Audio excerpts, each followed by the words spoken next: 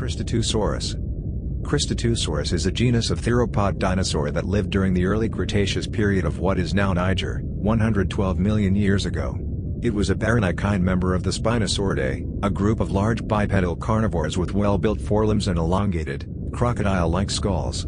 The type species Cristatusaurus Lapparenti was named in 1998 by scientists Philippe Taquet and Dale Russell, on the basis of jaw bones and some vertebrae. Two claw fossils were also later assigned to Cristatusaurus. The animal's generic name, which means crested reptile, alludes to a sagittal crest on top of its snout, while the specific name is in honor of the French paleontologist Albert-Félix de Lapparent. Cristatusaurus is known from the Albian to Aptian Erlhaz Formation, where it would have coexisted with sauropod and iguanodontian dinosaurs, other theropods, and various crocodylomorphs. Originally proposed to be an indeterminate species of baryonyx, the identity of Cristatusaurus has been subject to debate, in part due to the fragmentary nature of its fossils. Some argue that it is probably the same dinosaur as Suchomimus, which has also been found in Niger, in the same sediment layers. In that case the genus Cristatusaurus would have priority, since it was named 2 months earlier. Others have concluded, however, that Cristatusaurus is a nomen dubium, considering it indistinguishable from both Suchomimus and baryonyx. Some distinctions between the fossils of Cristatusaurus and Suchomimus have been pointed out, but it is uncertain whether these differences separate the two genera or if they are due to ontogeny, changes in an organism during growth. History of research. The first fossils of Cristatusaurus were found in 1973 by French paleontologist Philippe Taquet at Gadoufaoua, a locality within the Erlhaz Formation in Niger. The holotype specimen, catalogued under the number MNHN-GDF 366, consists of two premaxillae, frontmost snout bones, a partial right maxilla, main upper jaw bone, and a dentary fragment from the mandible. Several paratypes have been assigned: MNHN-GDF 365, a snout of two articulated premaxillae, as well as MNHN-GDF 357, 358, 359 and 361, 4 dorsal vertebrae. Two thumb claws from separate specimens were also subsequently attributed to Cristatusaurus. In 1984, the premaxilla specimens MNHN-GDF 365 and 366 were first described in detail by Taquet, where he referred them to an unnamed new theropod within the family Spinosauridae, because of shared characteristics with the holotype dentary of Spinosaurus aegyptiacus. At the time Taquet believed these specimens belonged to the creature's lower jaw, since no theropod was known then with over 5 teeth in the premaxilla, while Cristatusaurus had 7. This was later proven incorrect in 1996 by Brazilian paleontologists Alexander Kellner and Diogenes Campos, in light of the discoveries of other spinosaurids preserving upper jaw tips with over 5 teeth. In a 1986 publication, British paleontologists Alan Cherrig and Angela Milner considered Taquet's jaw elements nearly indistinguishable from those of the Spinosaurid baryonyx walkeri, which they were describing on the basis of a partial skeleton from the Barremian of the Weald Clay Formation, England. A 1997 follow-up to this preliminary paper referred MNHN-GDF 365 and 366 to an indeterminate baryonyx species, regardless of their younger geological age. In 1998, Taquet and American geologist Dale Russell used the bones to erect the new genus Cristatusaurus, with the type species being Cristatusaurus Lapparenti. Its generic name is derived from the Latin crista, for crest, and refers to a sagittal crest on the snout. The specific name honors the late French paleontologist Albert-Félix de Lapparent, due to his contributions to dinosaur-related discoveries in the Sahara. In the same paper, several skull and vertebral fossils from the Tatamé of Algeria were attributed to a new species of Spinosaurus called S. moroccanus, which was described and compared to Cristatusaurus. Spinosaurus moroccanus is now considered by most paleontologists either a nomen dubium, name of uncertain application, or one synonymous with S. aegyptiacus. 2 months after Taquet and Russell published their paper, another Spinosaurid genus and species was named from the Erlhaz Formation, Suchomimus tenerensis. Its describers, the American paleontologist Paul Sereno and colleagues, agreed with Cherrig and Milner in that there was no distinction between the skull fossils of baryonyx and Cristatusaurus, concluding that the latter was a nomen dubium. In a 2003 analysis, German paleontologist Oliver Rauhut concurred with this. When describing the taxon, Taquet and Russell based Cristatusaurus's separation from baryonyx on the former's Brevirostran condition of premaxilla, having a short snout. The meaning of this diagnosis has been considered obscure by various subsequent authors, who described the specimens as almost identical to those of baryonyx and Suchomimus. In 2002, Eric Buffeteau and Mohamed Wadja supported Cristatusaurus' junior synonymy with baryonyx. The same year, Hans-Dieter Suess and colleagues regarded both Cristatusaurus and Suchomimus as junior synonyms of baryonyx, stating that there is no fossil evidence indicating more than one Spinosaur lived in the Erlhaz Formation. More recent research has retained Suchomimus and baryonyx as distinct genera. Others, such as Bertentor in 2010, and Carano and colleagues in 2012, have referred to Cristatusaurus as an indeterminate baryonychine, because of how fragmentary its remains are. In 2016, Christoph Hendricks, Octavio Madeus, and Buffeteau noted that Taquet and Russell might have interpreted Cristatusaurus as having a shorter snout than baryonyx by mistaking the notch where the maxillae articulated with the premaxillae for the nostril openings. Since both Suchomimus and baryonyx have more completely preserved premaxillae, while Cristatusaurus only has the frontmost part of this bone known, Hendricks and colleagues considered it possible that Cristatusaurus' snout was just as long as in baryonyx. Therefore, they agreed with previous authors in the ambiguity of Taquet and Russell's diagnosis. Hendricks and colleagues stated that since Cristatusaurus and Suchomimus are nearly identical and both hail from the same stratigraphic unit, they are almost certainly synonyms. The researchers found Cristatusaurus and Suchomimus similar in that they both had premaxillary crests, similar size ratio of tooth sockets, and shallow depressions in front of their nostril openings. However, since these features are minor and may vary within species as well as depending on age and sex, Hendricks and colleagues did not identify any definitive autapomorphies, distinguishing features, of Cristatusaurus's holotype, and thus considered the taxon a nomen dubium until its postcranial remains are more closely examined. Given that it was named first, Cristatusaurus lapparenti has priority over Suchomimus tenerensis in the case that they become synonymized. In a 2017 study, Marcos Sales and Cesar Schultz compared the holotype of Cristatusaurus, MNHN-GDF 366, to the referred snout of Suchomimus, MNN-GDF 501. Both of them exhibit a narrow rim across the top of their premaxillae. However, Cristatusaurus's convex secondary palate is clearly visible in side view, situated under the premaxillary teeth, whereas in Suchomimus it is discernible only through cracks on the fossil snout.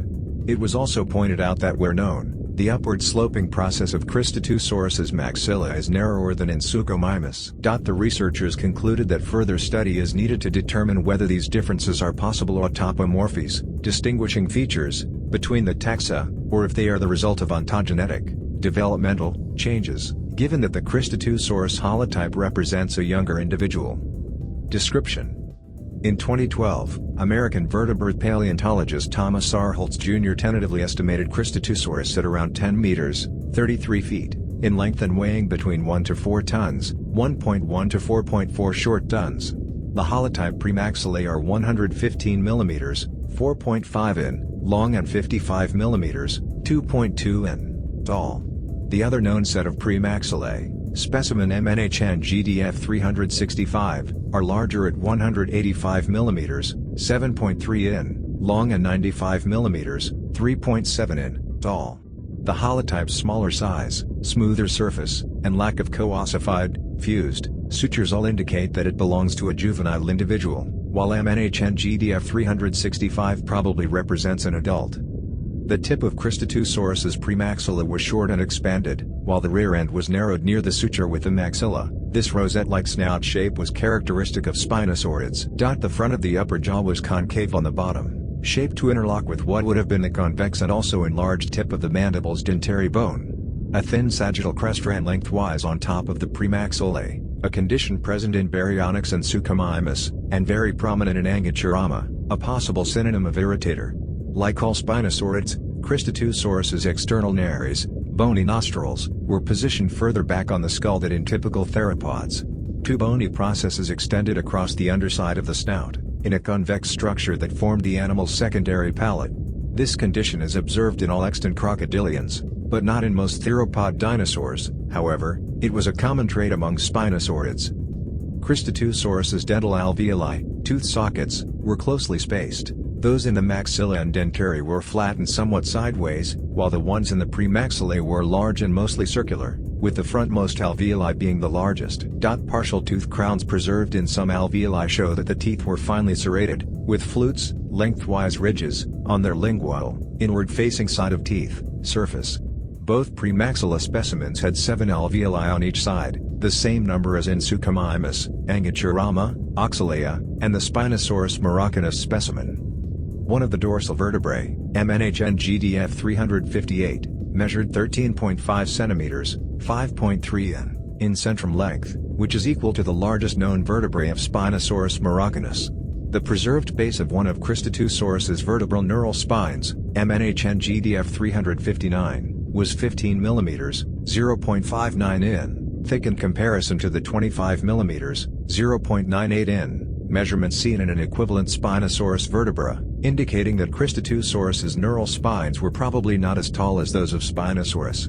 Of the two manual ungulals, claws, referred to Cristatusaurus, one was equivalent in size to those found for Suchomimus and baryonyx, while the other was about 25 to 30% smaller.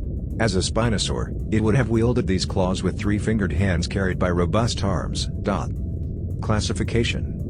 Spinosaurids were large bipedal carnivores with well-built forelimbs and elongated, crocodile-like skulls. The taxonomic and phylogenetic affinities of the group are subject to active research and debate, given that in comparison to other theropod groups, many of the family's taxa, including Cristatusaurus, are based on relatively poor fossil material. Traditionally, the family has been divided into two subfamilies, Spinosauridae, which includes genera like Irritator, Spinosaurus, and Oxalea, and baryonychine, which includes Baryonyx and Suchomimus.